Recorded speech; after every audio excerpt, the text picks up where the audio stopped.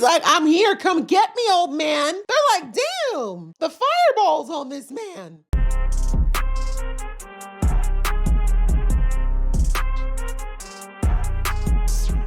Hey guys, it's your girl Laisha, aka Geek XX Chic, and we are here with the season finale of The Mighty Nine. At least I believe that's what they said. 8 episodes this season. Can't believe it. I feel like the show just started. But again, we did get a 3-episode drop right off the bat, so it does move things along quite quickly.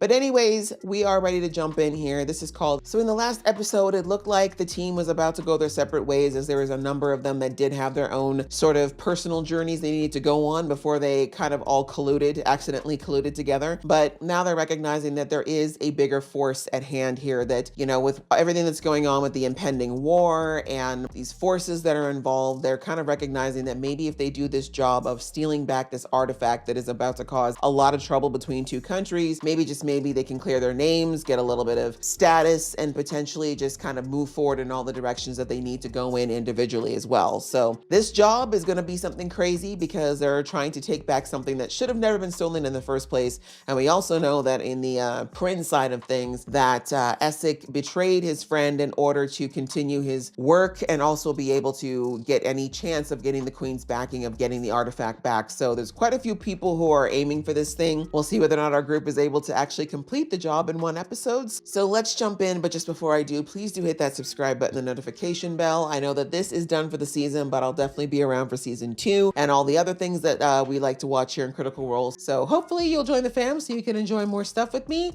And also you can watch the entire season with uncut reactions on my Patreon if you are so inclined. All right, that out of the way, let's get into the episode right now. Yasha flashback. There's a storm coming. Figuratively or literally? How can you always tell? It's my bones. I got the arthritis. In my bones. It's an accident. Like old lady Marley. Yeah, exactly. Remember why you're here.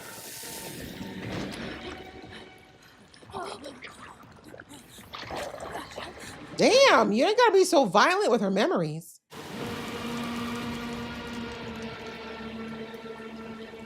Ah, the flowers were the trigger. Remember your purpose. How about you get out of my head? But you know, you probably asked for that mark on the back of your neck, but let me be quiet. This person does not sound like a good person. The Kreen artifact. The one we're going to steal. Thank you for the context.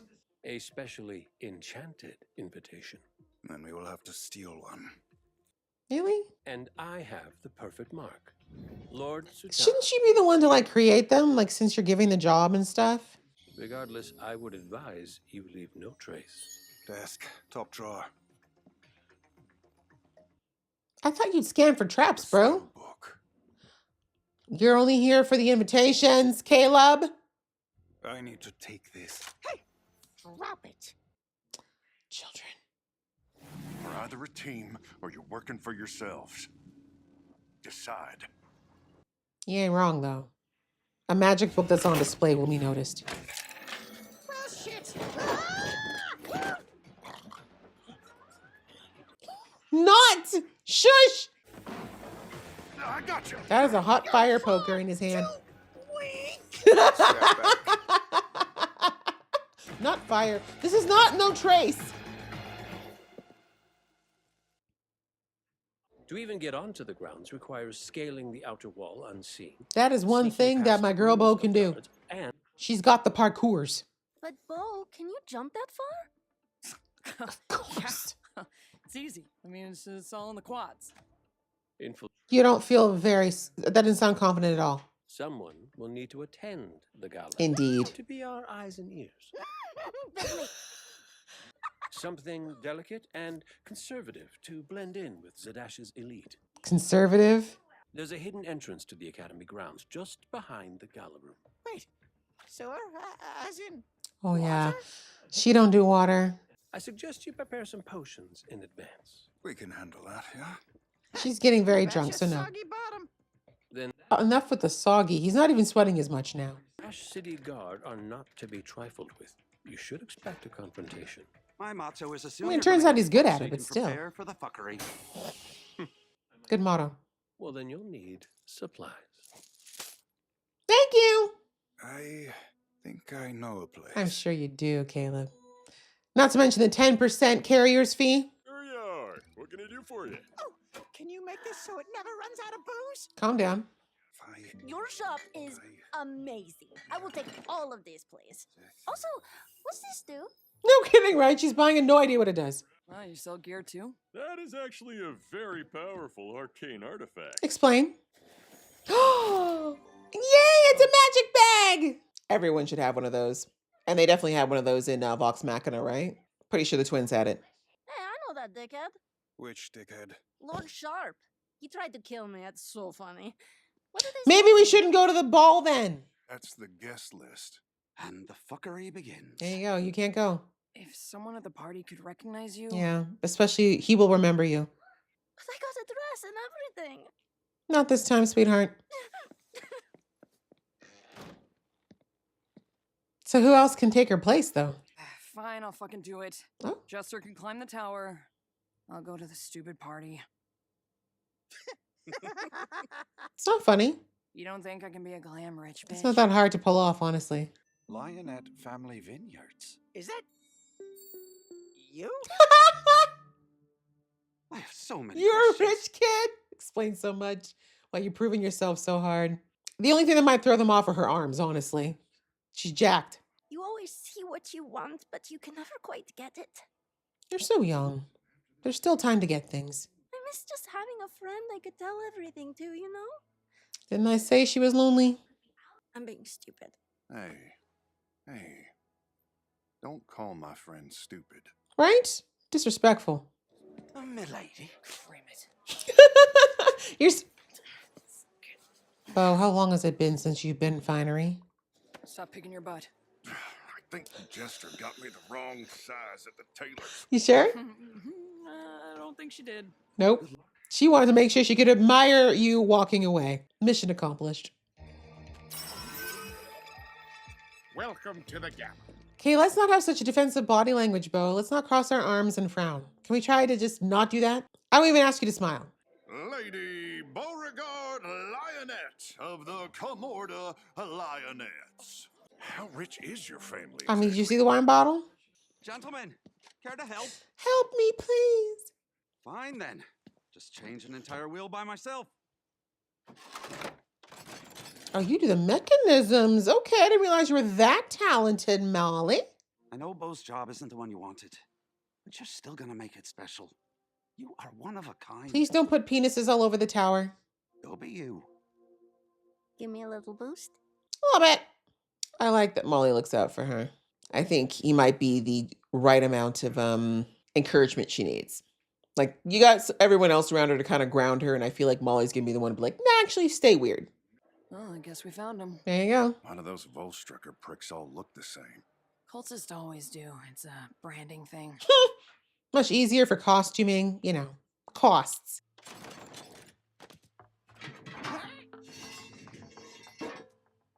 I'm sorry, not. Be brave, be brave. The buttons. You collect them? Oh, Molly noticed. well, Here's one for good this luck. goes tits up. Remember me, will you? Aw. I like that Molly, again, never judges. Damn, Molly, you are good at this stuff. Are you sure you weren't a thief in another life? That's the mage. Someone in my comments mentioned that, yeah, the mage that stole the book who did the ritual on Molly's probably her. And I was like, I didn't think of that connection, but that makes sense. I got an idea. But I'm gonna need your sash. What? It makes the outfit. 4 dragons? You're full of shit. No, my cousin told me. They had some kind of scary name. Say it, Vox Machina.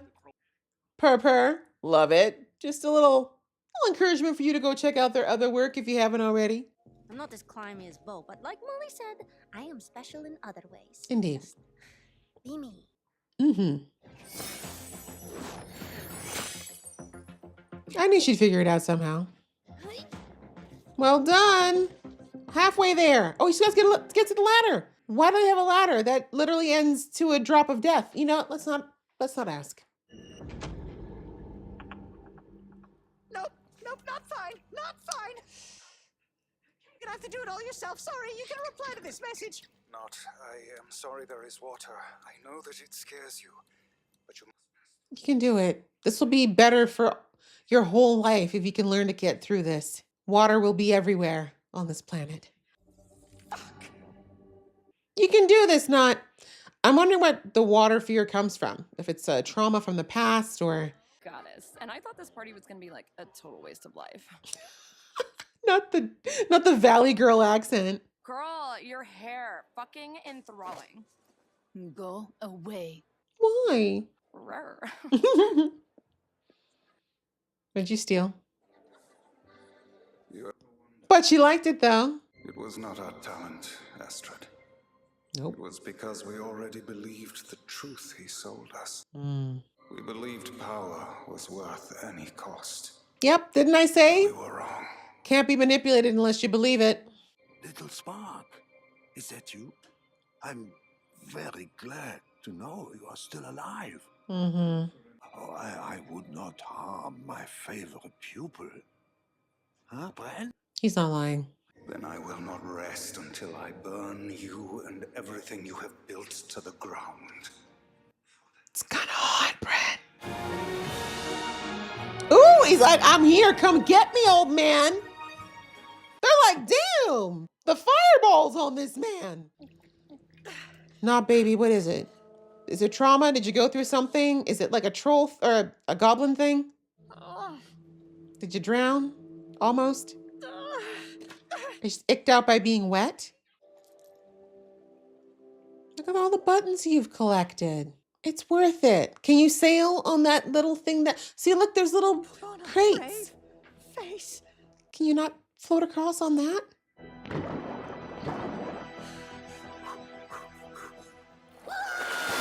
Good job! No, Mother. Look at that, you're already done.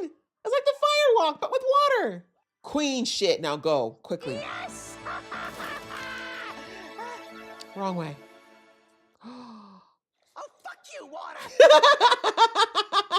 Yeah, maybe you should have put that a little higher.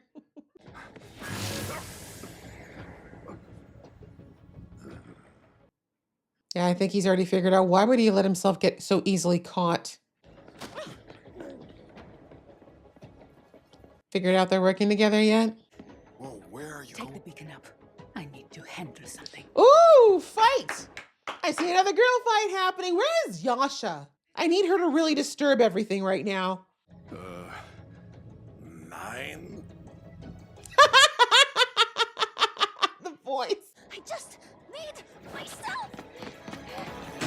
Look at everybody facing their fears today. That is a great shot.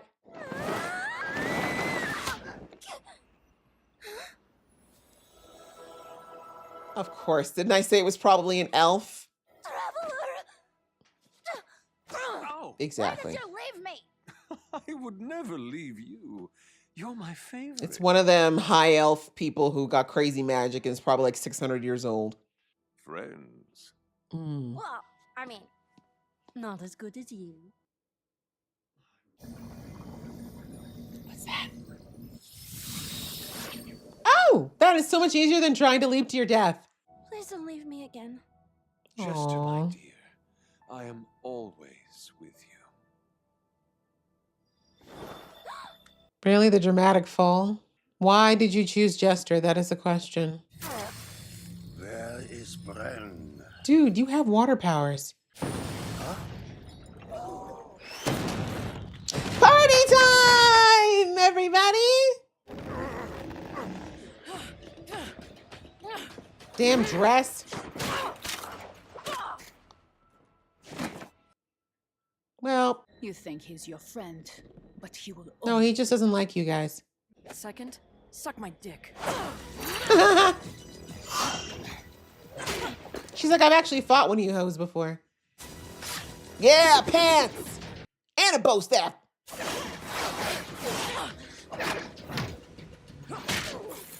Not the kick to the face. You're getting rusty, girl. When's the last time you actually had to fight someone? Oh, are they not supposed to be in here? Fireworks outdoors only? Take that in the face, Trent. Ugly bitch. I think you should take advantage of the chaos, sis. What you need is not even in here anymore. Where is Ed Wolf, actually? Are you about to have... Oh, God! Can you burn that card? Maybe. Hello, Lucian. Don't know that person. So many things are happening right now. Nothing to see here. Check out Master. Oh, that's a lot of traps. Well, fuck a duck. Right? I wouldn't recommend that, though. Because I most certainly remember killing you. Did you? Lucian. Did you? Parkour! Go not. Go not. It's your birthday. She's actually really good with the alchemy. Caleb, She did so good. they say you learned about these magic traps in wizard school? Yeah. I gotta set them. What was Almost that way to shut the explosion? door. A distraction. Where's Master Ikithon? Running like a little bitch. Not did indeed. So, what do you think this thing is? Does he know? And dangerous. Indeed. I wonder what it does. Touch it. Now we can speak privately. I don't want to talk to you. I will ensure that you stay dead. You can try, but you've got 2 of those. My man's got a body full. You're about to bring out the demon, I think. Yeah. What were you saying about you're the not a what? You're the not a who? You pissed him off. Cut her head off, please. Oh, damn, he obliterated her. But actually, she was like the only check against Trent. Okay, well, she brought that on herself. Oh, with the cards falling, that's hot. He's not many. A new frontier of knowledge that belongs in the hands of the Empire. It does not. You've proven that. Of course I did. Yeah, he's not going to be Only ashamed. create a permanent peace. Yeah, by eradicating anybody that we don't like. So, you have no idea what it does. Not all of it. But with your brilliance beside mine, we Oh, could hell discover no. its I knew he secrets and wanted that walk brain. beyond. Didn't I say it was always what it was about with Caleb? That's what you always wanted, isn't it? The power to change the world. Yeah, there's no way. Please don't tell me you're going to fall for this man's lies twice. No, no, Caleb, Don't mistake it listen to not. him. Don't mistake it.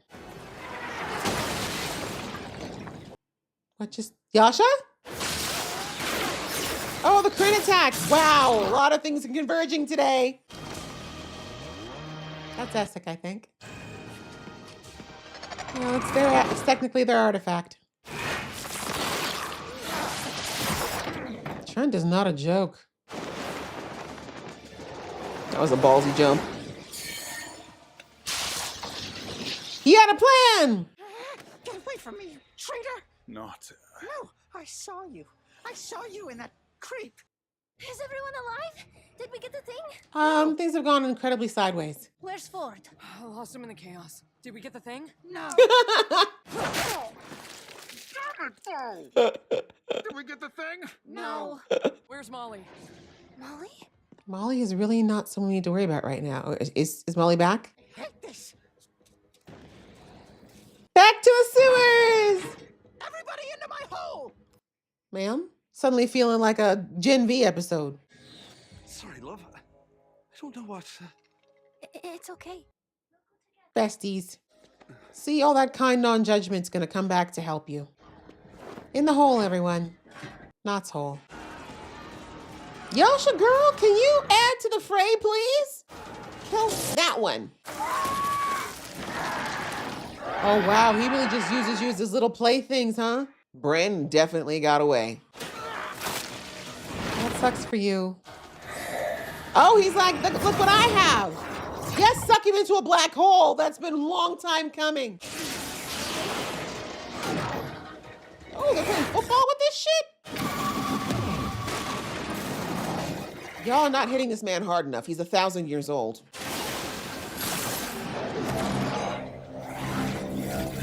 Harder! And now suck the air out of it. Y'all don't kill this man enough for me. That you, Essek? Essek. Why are you surprised by that? What are those things? They look like huge, scary bugs. Green Strike Force. Yeah. and they have the artifact. Do they? Not now! Busy!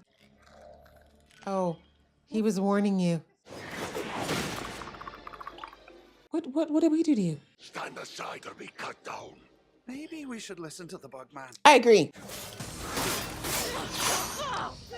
That is a very nifty fighting trick. Jeez Louise. Jester? He's gonna consume.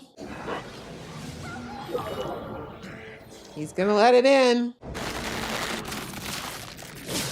You stick that in your chest? Desperate times, I guess. Something tells me you paid a very high price for that little move. This is so unfair. These soldiers just want to take what's theirs back. Sorry. Literally just doing your job. Mm-mm. Mm-mm. I'm sorry. I don't know. Honestly, between you and Molly, we have a problem. How much do you all have Y'all left? need to figure out your stuff. Die in a blaze of glory then? Is there any Relax. way? There's gonna be a season 2. I feel it in my bones. No lollipop. What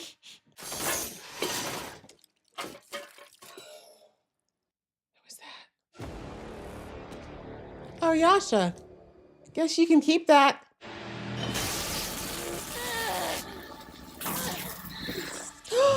You're not under control anymore. Please help me. That was not the energy I expected without that mark. I guess I should have seen it coming, though, considering the fact that, you know, all of her memories are about softness and flowers and her girlfriend, wife, partner. Yikes. Yikes. All right, guys. Well, you know, they had to go ahead and leave us on a cliffy. That wasn't very nice. That was very rude, actually. I need to talk to management immediately. All right, guys. Well, that was episode 8. And yeah, the Zadash job I pretty much predicted was never going to go anywhere close to plan. And wow, was it ever messy. We had a convergence of many, many, many messes at the same time.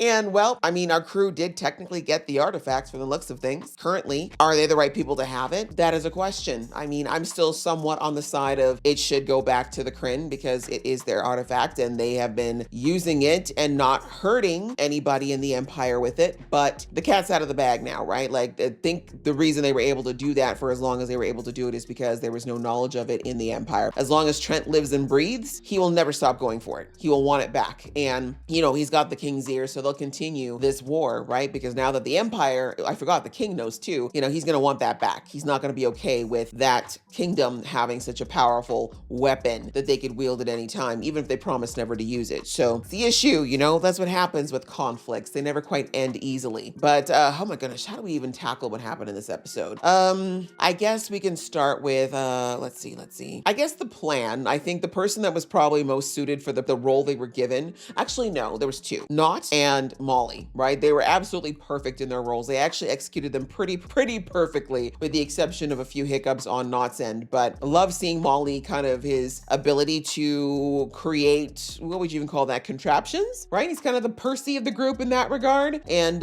yeah, didn't realize he had that skill. All we ever saw him do before all this, for the most part, was, you know, tell everybody what to do in the carnival, right? We actually have no idea what his talent was there other than the card reading part. But anyway, good to know that he's good for other things outside of that. And let's just talk about Molly. So that was kind of like his part. He was actually kind of a side note for most of this episode because of that. Like, he made the carriage into what was necessary, obviously came up with the different ways to make sure that the people that got dropped off. Again, really love that he is like this grounding, cheerleading force in the group, right? We saw that he was able to give a really nice cheer up speech to Jess when she was feeling a little bit out of place, and obviously like she kind of wanted to do things a certain way, and you know, it didn't work out the way she wanted. But again, he was like, you know, you don't have to worry about that. You don't have to be Bo to do Bo's job. You should do you. You should be you. Never, you know, change who you are. And he kind of said that again, something very similar like 2 episodes ago as well. really encouraging Jester to just step into whoever she is and whoever she wants to be and not to be so afraid of, are people going to think I'm weird? Are people not going to like me? And again, I understand it because she's lonely. She made it very clear in the last few episodes that she really values the idea of having friends and companionship, and like the Traveler was her only friend for the longest time. And so, yeah, she really enjoys this, but she's so scared that she's going to be rejected that she's been kind of trying to hide away some elements of who she is. And I really like that Molly was like, girl, no, like do what you need to do, be you. No one else is going to be a better Jester than you, so do that. And then he did the same thing for Nott, because Nott, of course, does not like water. We still have no idea what that fear is about. Yes, it'll be a season 2 thing, but yeah, it was like, you know what, you can do this. Like, I got faith in you. You know, you're that girl.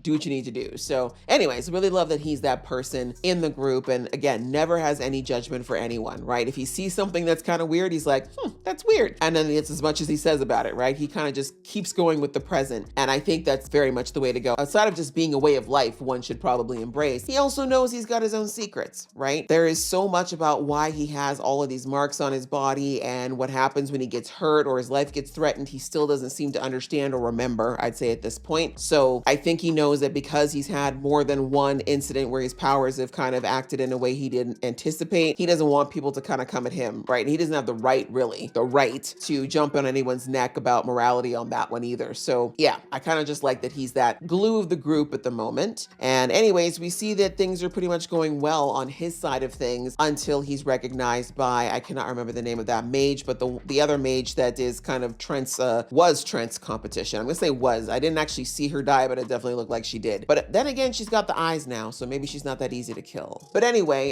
yeah, she recognized him immediately. And as I mentioned in the episode, some of my comments kind of like, I didn't even think of that correlation when they said there was a mage who made off with the book, and you know, that a mage that was there the night of the ritual. And then we see that mage got the eye in her hand and the same eyes that Molly gets. So yeah, obviously I should have seen that link sooner. But anyway, yeah, so she clearly was the mage there that night. She knows who Lucien, I think we can all agree that's his actual name, or at least the name that everyone knew him as before, as Lucien. She conducted the ritual, and from the sounds of things, she deliberately botched the ritual. I think that, like she said, I made sure I killed you. I saw you, like you should be dead. So I think she purposefully, because remember the was it Kree? Yeah, Kree was saying that something went wrong, right? Like whatever was supposed to happen didn't happen, and no one understood why things went crazy. So yeah, I think that they all believed that the ritual didn't work or that something went sideways. And from the sounds of things, that mage, that's exactly what they planned. I guess they were planning on, I don't exactly know why they would have botched it with Lucien, why Lucien was required. Maybe it's because Lucien had the book and she wanted the book, and she just figured, yeah, I'll tell him, I'll help him, and I'm actually going to kill him with the ritual instead, and I'm going to grab the book myself. I don't know, but from the sounds of things, she definitely deliberately made sure that things didn't go according to plan. But it turns out that the plan still worked, but maybe not in the way she thought, right? Because she clearly did not realize that he'd gotten the markings, right? And then she said that term again. She's like, I'm the Nonigan now. So, and we see she had a marking on her neck now, as well as her palm, which actually that one appeared. So I don't know how many markings she has, but we already know that Molly is a lot.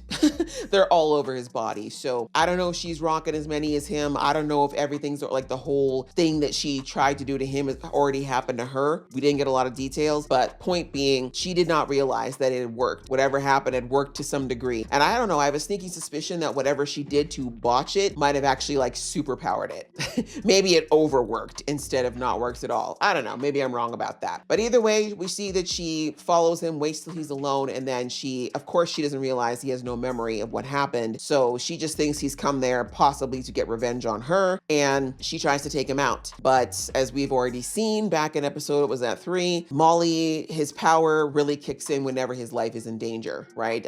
Whenever he's come close to death or brushed it, it's like it takes over. Whatever that power is takes over. Molly is gone. Whatever that thing is, demon mode is on. And the burst that he used to break free of her restriction spell, yeah, that was some crazy stuff. We saw left a bloody crater in the ground. And again, we saw a bunch of red lights flashing, like it almost looked like slash ashes. I don't know, guys. I don't know. Like I said, it's definitely looking like the mage was cut into many, many teeny pieces, but we didn't see a body afterwards. So at this point, I'm not going to say that she's gone. She also has these markings, so maybe that makes her a lot harder to kill. I don't know, but I'm thinking that since we didn't see the body and we know the show does not shy away from that type of gore, she's probably still alive. But yeah, anyway, once again, he has no idea. Like you see, like he comes down from it, he is still in demon mode. And even when everyone comes up to him again, it's like he's still in a trance. Like he's out of demon mode for the most part, but he's in a trance. And again, I don't know if it's just him trying to process what had happened or, you know, ramifications of the transition. But either way, we see that my girl,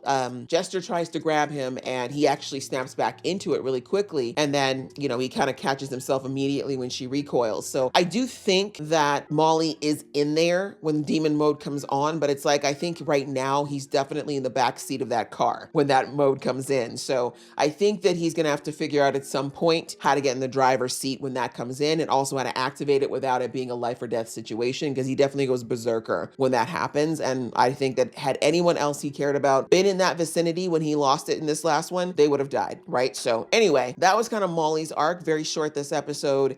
We definitely saw some growth from our girl Jester. I mentioned her. You know, she was really excited at the idea of joining this heist. You know, she's so eager to be, you know, part of the group and be considered as helpful, even though I think she is seen that way. But anyway, she isn't like, she thinks she's gonna get to go to a fancy party and live out her fantasies, but it turns out because the very man that tried to, like, the reason why she's even on this quest is at this party, like he would automatically identify her, and we already know he'd actually go after her. And because he's rich and powerful, no one would stop him. So they're like, yeah, no, we can't risk getting made before we start. Pushes her to the other job that Bo was gonna do. And again, she's just disappointed because she just feels like every time she tries to prove herself, where her skills and her experience would come in, she doesn't get the chance, right? That's kind of the talk that she has with Ford. But yeah, once again, Ford's like, you know what, like, don't worry about it. You don't have to prove anything. Like, we're friends. You have friends. Like, don't worry about it. Like, he's basically telling her to chill a lot like Molly did, right? She just has to learn to kind of accept herself and love that part of her. And the right people will be there for her. And for those who don't like it, you know what? They weren't supposed to be there in the first place, right? So anyway, so we see that she starts out her quest. It's going. She's kind of figuring out her own unique way of getting up this wall and getting to these heights. And then she kind of gets to, you know, she solves one problem and then realizes she's got to jump across to the other tower. And of course, you know, she does not have the same physical agility that Bo or Not has. So she gives it a shot, almost falls to her death.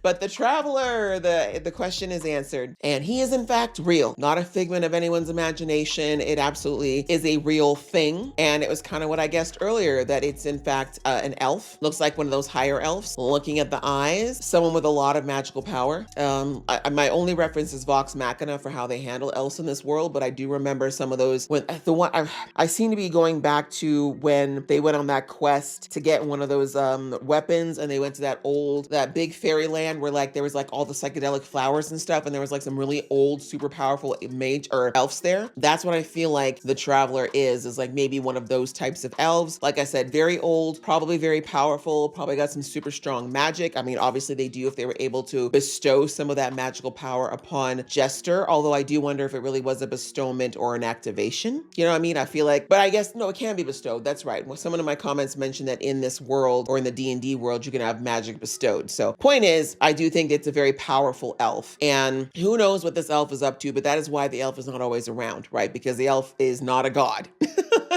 The elf is just an elf. And like I said, I don't know when he first appeared to Jester, but you know, I think Jester made that assumption and he just let her run with it because of course it fluffs his ego. And it makes it a lot easier to explain why he's got to disappear and isn't always around. And the fact that he refuses to let other people see him is a choice, obviously. Why is a big question, right? And I noticed that when she said, I can't wait for my friends, or my friends think that I'm crazy because they haven't seen you, he got a look on his face when he said friends. Right? So I think he likes her being isolated. I don't think he wants her to develop friendships or close connections with people, because then A, he won't be able to appear the way he is right now, and B, potentially there could be more. Like usually when people want to isolate, it's because they want to manipulate, right? That's one of the main reasons typically abusers and manipulators love to isolate people because that's what would stop them from potentially being used or manipulated or abused. And so I'm not going to go too sinister yet because we know nothing about him, but just saying it's very weird. Like his reaction to her saying friends felt a bit like a combination of jealousy and also like, oh, wariness. Like, I don't think I like that. So of course he didn't say much about it. He basically gave her the helping hand she needed to get across and get to where the fireworks were. And then he just basically, before she had a chance to get any more out of him, he was just like, I gotta go. And then of course she was like, why do you keep leaving? You know, and he was just like, look, I'm always there. That moment felt a bit sincere. And like I said, I'm just very curious as to who he is to Jester. Like I said, I threw the dad theory out there. Probably not, since he's an elf. But again, I don't know how the cross race thing goes in these games. So who knows? Maybe that's not possible, but maybe it is. Maybe it is. And maybe that's where she actually got her powers from. I don't know. But it does feel like he does care about Jester to some extent, or at least care about what she means to him for whatever reason that might be, good or bad. So anyway, at least we know now that the Traveler is a real thing. And that was pretty much, you know, her whole arc in this episode. But I do love that, you know, she's slowly but surely starting to lean into who she really is and gain that confidence. I do think that's going to be a big part of her arc in the next season, is her just kind of really locking into being that gleeful, carefree, funny, optimistic, out there, slightly pervy girl that she is, and not really care anymore about whether or not people don't like her for it. You know what I mean? So also I think they're gonna have to figure out this Traveler thing within the group as well, but the time will come for that. At the moment, the Traveler doesn't seem to be a problem, so I think we're good. We're gonna talk about Ford. Not much of him in this episode either. Like, he got to be the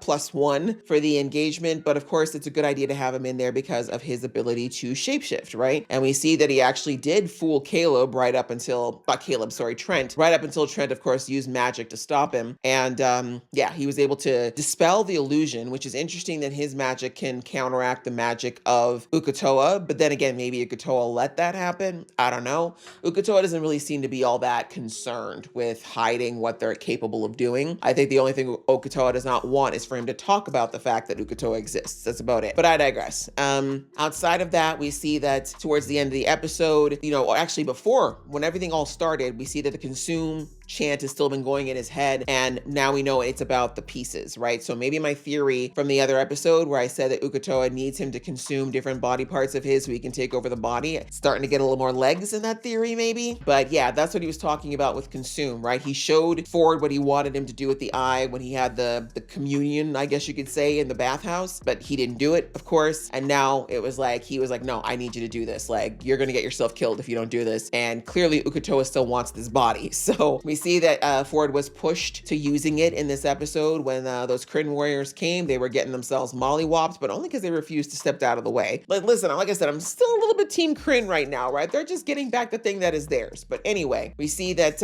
when they were getting mollywopped in the dark, the consume got so loud that it was actually incapacitating him. So I guess Ukatoa can get a little loud and forceful if he wants to, but he hasn't been doing that. Mostly, again, I think so that they don't look too hard at what's going on with the group. I mean, doesn't look too hard at Ford. But either way, when he hears that Jester is crying for him, of course, he cares a lot about Jester, feels very protective of her. So he feels like he's between a rock and a hard place, and he's just got to do it. So he does. He consumes it, and he probably shouldn't have done that because I don't think it's reversible, but we'll see. He does it, and it immediately has a physical effect. We see that he gets bigger, he gets stronger to the point of being slightly grotesque, and yeah, like he's no match. Oh, sorry, these Kryn warriors are no match for that strength when it happens. But what's more is that once he grabs that one warrior, we see that the magic, and most of Ukatoa's magic, is signaled with water or like slime, almost like seaweedy slime, and then of course that yellow look. And we see that when he grabs this guy, it's like he's literally sucking the life out of him, right? You see him wither before, you know, he finally smashes this guy's skull. So again, that consume may be more than just these body parts of Ukatoa's. It might also be that Ukatoa needs to absorb life force from people. That would definitely fall. Like I said, I just feel like if Ukatoa was on the up and up, there would be less weirdness in the way he's handling things. So yeah, and I mean, why is he under the sea as well? I feel like someone trapped him there for a reason, and you know, divvied his body parts up for a reason. But anyways, at this point, my guy Ford doesn't even know where to start with all this. So anyway, that happens, and of course, when he turns back to the group, he is still fully under Ukatoa's control. So of course, he scares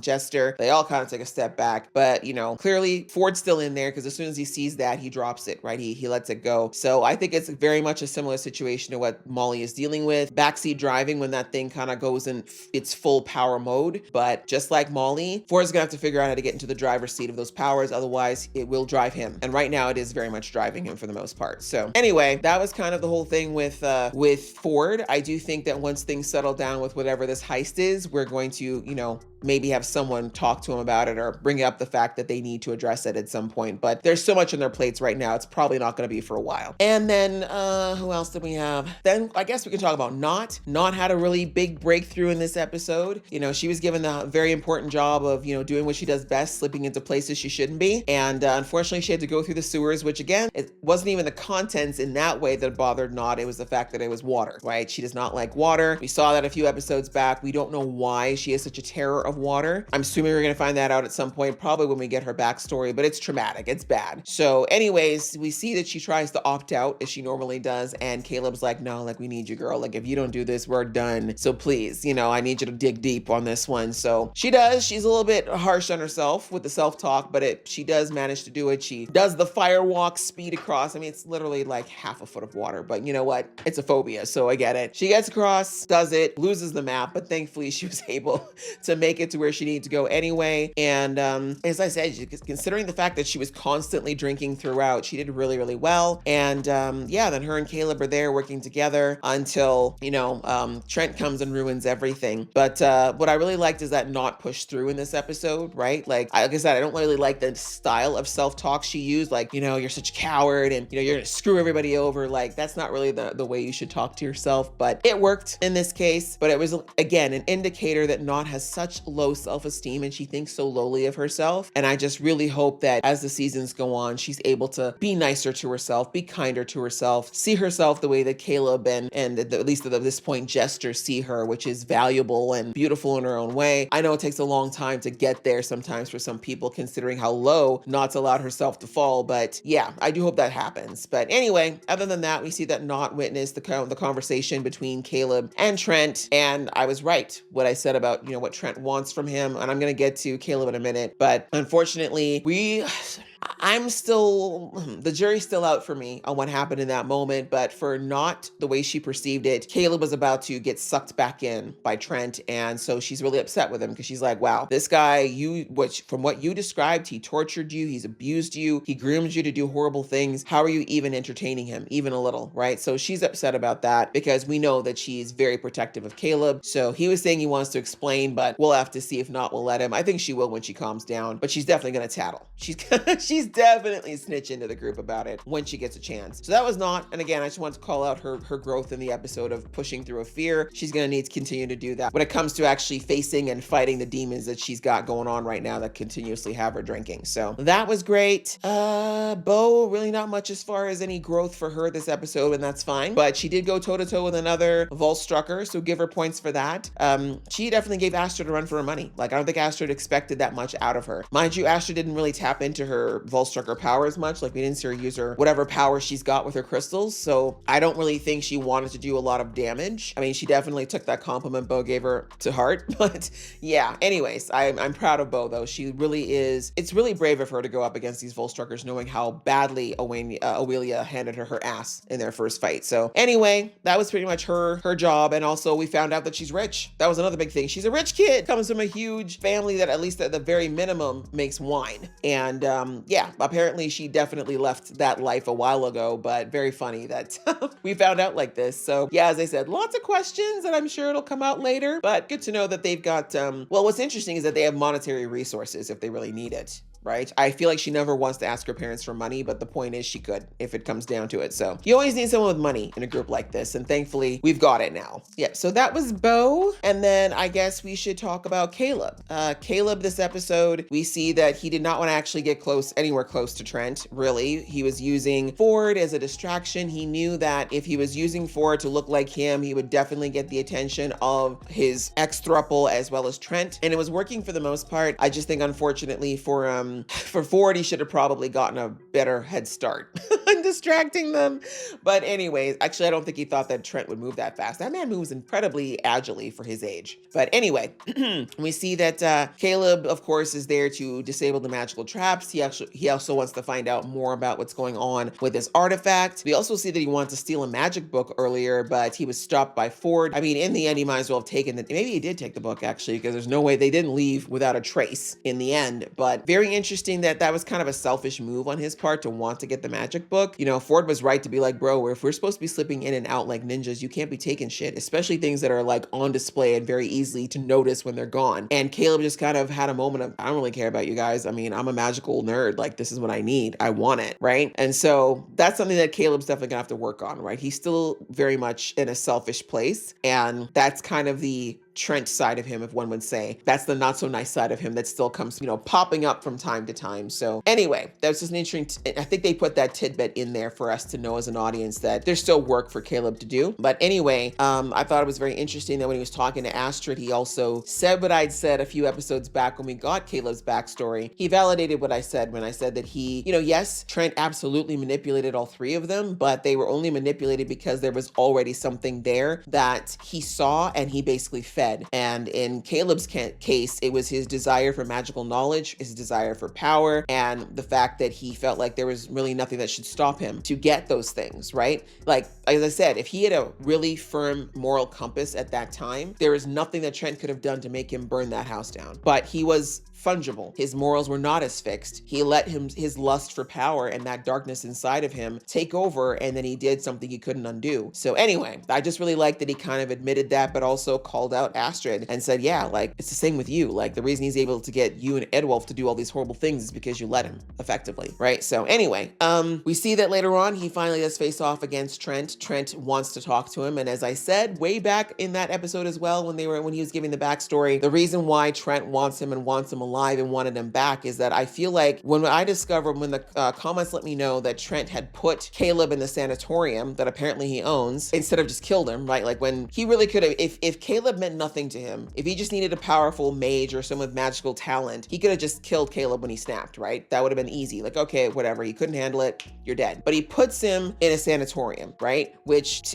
typically, sanatoriums are meant to help people with mental health issues, hopefully heal and get to a place where they're able to be functional again, right? So for him to do that and put Caleb there instead of putting him in prison, or like I said, he really could have done anything to kind of dispose of Caleb, but instead he put him in a place where he could get help. And clearly the help worked because it took a while, we don't know how long, but eventually Caleb did put himself back together enough to escape, right? So all that to say that Trent had never lost his investment in Caleb. Now, he definitely didn't think that what he got him to do when burning that house down was going to break him. He did not anticipate that it would break him mentally, because it didn't for the other two, but he wasn't done with him. He's like, okay, well, he's still alive. The brain is still there that I want, that intelligence, that creativity, that sideways thinking. I still want that. I need to mine that. I can't get it in any other way than if he gives it to me. So that's why he healed him. That's why he wanted him to be in that place and learn to get better. But then he escaped, which is not what he anticipated. He thought that he would still be the same person who was loyal to him like he was before he snapped. So anyway, we saw that all kind of play out when he talked to Bren. He was like, oh yeah, you want to know what this artifact? I know you want to know what this artifact is. I already know that you're mine. Your curious self, your magical nerd ass wants to know exactly what this thing is. You and me, we've always been the same when it comes to that kind of thing. It's an artifact. It's all these things. And basically he goes and says all the magical words that tickle the nerd side of Caleb, right? Because that Bren has never died. That's going to be a part of who Caleb is forever. And that's not a bad thing. Curiosity, the desire for knowledge, the desire to build on your knowledge, none of those things are bad. How you use that knowledge and having the idea that you should take it at all costs, that's a problem. But digressing, he really does appeal to all the things that he knows the Bren he knew is a sucker for, right? And in that moment, you kind of see, I mean, respectfully, Bren would not have been able to beat him in a magical fight at all. But I really do think in that moment, Caleb was genuinely curious and his resolve was a little bit shaken because, I think in Caleb's mind, he still has a very much the mindset of, if I just learn a little bit more, if I just know a little bit more magic, then maybe, I can just learn this thing and then I can get rid of Trent later, right? I do think that that thought very much did pop into his head, like, okay, like I know he's evil, I know he's kind of playing me a little bit right now, but I really do, like everything he's saying is actually kind of cool, and I do want to know about this. Like, I didn't realize there's new magic out there, and what, so yeah, the nerd overdrive, I think, definitely took over, and it probably did give him the little mental excuse of, don't worry, you can take care of Trent later, you don't have to actually be his friend, you can just, the justification, and not, of course, being in the background.